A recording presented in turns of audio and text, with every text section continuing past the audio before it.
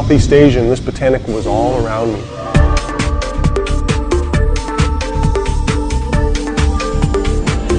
And I realized, wow, this could be the next big one to change the world of health and nutrition. It almost didn't happen. I've never witnessed a person more humble and more down to earth with bigger dreams than what Joe Morton possesses.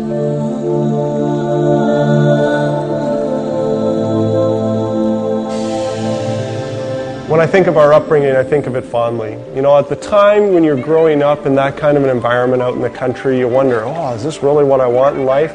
And as I've grown and developed, both Gordon and I talk about it regularly, how we'd love to be able to be back in that kind of a setting.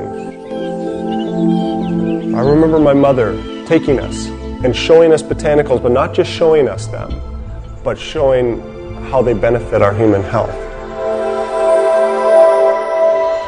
At an early age, our father started the Canadian division of a network marketing company in our home. Selling nutritional supplements in our basement. So we would have, as a growing up experience, it was fairly common to have people coming and going, even at unusual hours. Even as kids, we'd help pack orders, and we'd help go to conventions and meetings, opportunity meetings. And here you had Joe, sitting in the shadows of his older brother.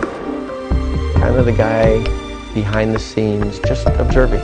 Joe is more driven than I am. To me, network marketing and the nutritional industry means offering people a way to change their lives. And I always wanted to be a part of that. I really wanted to change the way that botanicals and nutritional supplements were marketed. You know, Gordon is a people person. It's a guy like him who actually ended up becoming a distributor in this industry. And not just a distributor, but the top distributor. He's always been a mentor of mine, and followed him a lot throughout my life.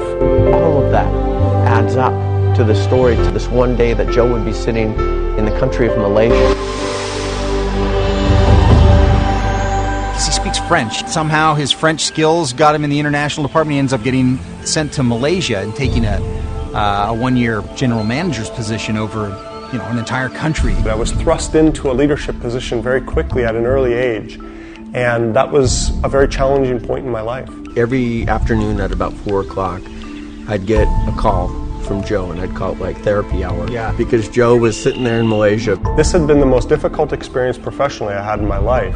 And there was a moment in time where I actually felt like I wanted to kind of give up, wanted to quit. I was actually experiencing the sights, smells, tastes, sounds of Southeast Asia. You know, you're disconnected living halfway around the world.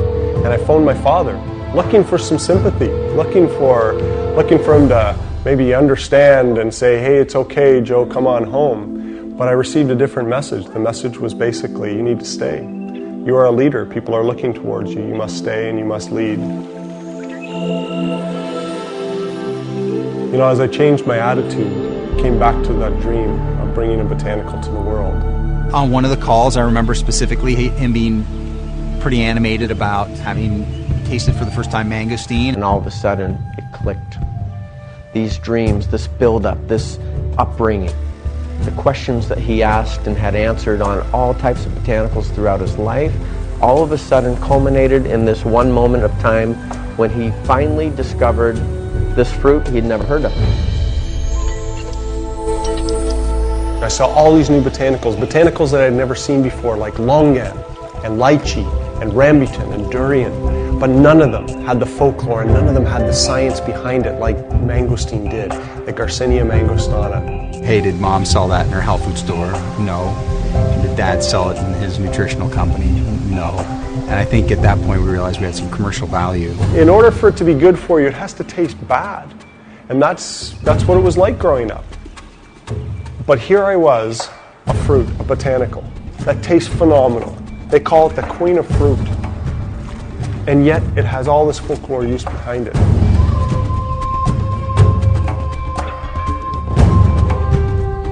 And so we approached my brother, Dr. Morton, who was doing a PhD at the time. We said, Dr. Morton, can you take this botanical, can you look at it, and can you see if there's any science behind it? He came back and said, you guys realize what you have here. He's just started going through paper after paper after paper of research that had been done in universities throughout the world. The rind of the mangosteen has polysaccharides, it has proanthocyanidins, it has xanthones, which was a new class of phytonutrients to us. Xanthones. Gordon, Aaron, and I looked at each other. Are you kidding me? Xanthones. Never heard of it before. It seemed like somebody presented us with an answer book that said, hey, you've got the product, the validation, the science, and a commercial market for it. There was a feeling in that room that we needed to do it, and we need to do it now. How do we bring an exotic fruit to the world, one that's never been brought to market before? We decided to do it in a beverage. We used the whole fruit, the peel and the pulp of the fruit. That's when I wanted to call it the Mangosteen Plus Company. It was very catchy.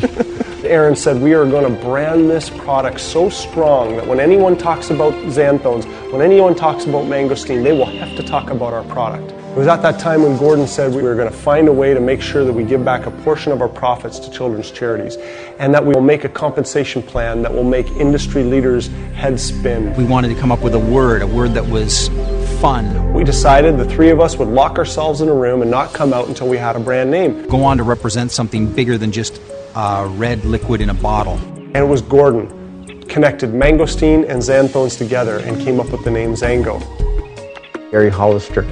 He is an amazing leader. He handed me a stack of studies about 1.5 inches thick and asked me to take it home over the weekend and form my own opinion. First thing I did Monday morning was to call Aaron and say, we have got to find a way to bring this product to market. Brian's a salesman trapped in a lawyer's body. I was ready for a change in my life. And one day Aaron said, Brian, what if the magic could be restored? Would you be interested in being a part of something that would bring it back to life? I said, absolutely. The financial genius of a Kent Wood. He has audited some of the biggest companies in the industry, bar none. It was a short window of opportunity that we had to launch XanGo, so we acted with urgency and scheduled our first board meeting at my house. It had to be there so that I could watch the children. My wife gets home. I introduce her to my 5 new partners, let her know that we're starting this company, and oh, by the way, I quit my job. It was coming together. It was starting to happen. We knew it was right. I knew it was right.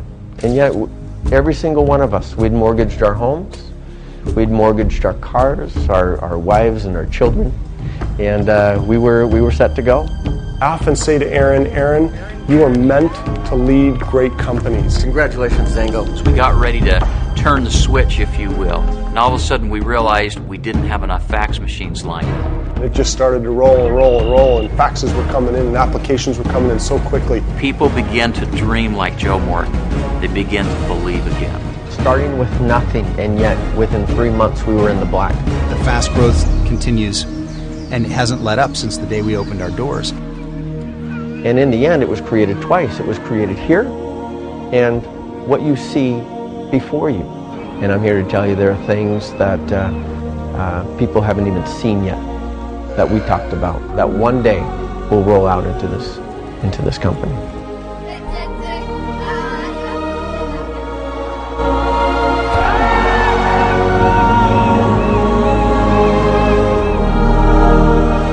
XanGo is a company built on dreams.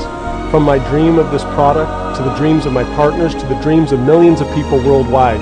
Welcome to XanGo, a company where it's safe to dream.